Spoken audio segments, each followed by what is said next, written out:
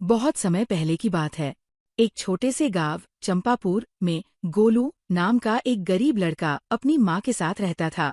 वे इतने गरीब थे कि कभी कभी उन्हें सिर्फ उबले हुए कद्दू खाकर दिन गुजारना पड़ता था। पर गोलू मेहनती और ईमानदार था। एक दिन गोलू खेत में काम कर रहा था। तभी उसे एक चमकता हुआ सुनहरा बीज मिला। वो उसे घर ले आया और अपनी माँ से कहा, माँ, इस बीज को लगाते हैं, शायद कुछ अच्छा हो। माँ ने वो बीज बगीचे में लगा दिया। कुछ ही दिनों में वहां एक विशाल कद्दू उगाया। वह इतना बड़ा था कि उसमें एक कमरा जैसा दिख रहा था। एक रात बिजली चमकी और कद्दू में से रोशनी निकलने लगी। जब गोलू और उसकी माँ पास गए तो देखा कि कद्दू का दरवाजा खुल गया और अंदर एक सुंदर महल जैसा दृश्य था।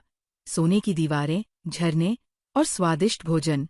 एक परी प्रकट हुई और बोली, गोलू, तुम्हारी ईमानदारी और मेहनत ने इस जादुई बीज को जागृत किया है। ये कद्दू अब एक जादुई महल है।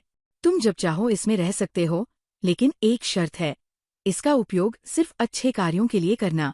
गोलू ने उस महल में अनाज भंडार, दवाइयाँ और किताबों की लाइब्रेरी बनाई।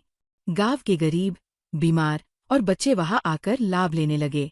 अब चंपापुर एक खुशहाल गांव बन गया। गांव का एक लालची जमींदार इस जादू को चुराना चाहता था।